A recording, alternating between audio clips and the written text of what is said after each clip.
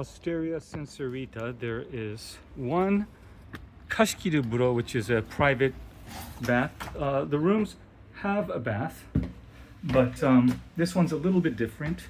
In the rooms, it's a hinoki cypress wood, but here it is a little bit of a different atmosphere. So what you do is you open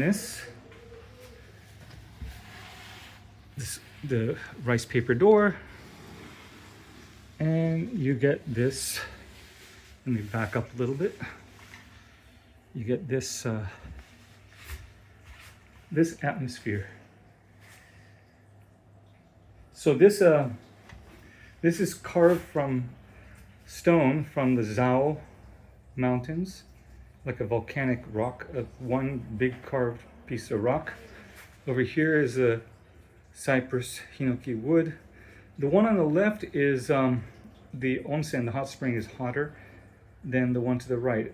Is a little bit cooler. It's not like a cold plunge bath or anything like that. But so you have these two different ones. So you have a kind of outdoor atmosphere. It does smell of sulfur, which is a great smell. It's authentic onsen straight from the source at Osteria Sincerita.